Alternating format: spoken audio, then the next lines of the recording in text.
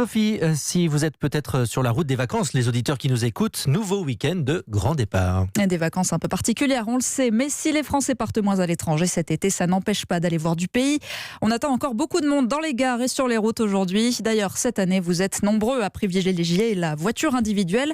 Une bonne nouvelle pour les agences de location qui ont perdu la quasi-totalité de leur chiffre d'affaires pendant le confinement, car la tendance semble s'inverser, Carole Ferry. Les locations de clients français sont en hausse de 40% en moyenne chez Europcar pour des distances beaucoup plus importantes que d'habitude.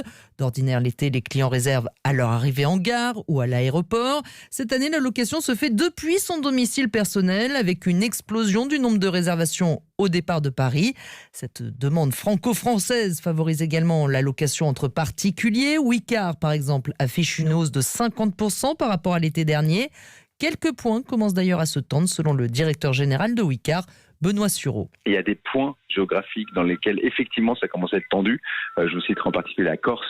Là, effectivement, notre parc commence à être assez peu disponible. Je vous dirais pas qu'il n'y a pas des points comme peut-être autour de Marseille ou en PACA, quelques villes où ça commence à être tendu aussi.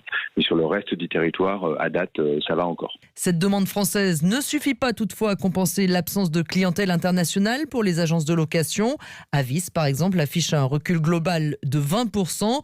Les Américains, les Chinois, les Australiens sont ceux qui réservent généralement de très gros véhicules automatiques et les plus chers. Une absence qui pèse fortement sur le chiffre d'affaires. Carole Ferry du service économie d'Europe 1 attend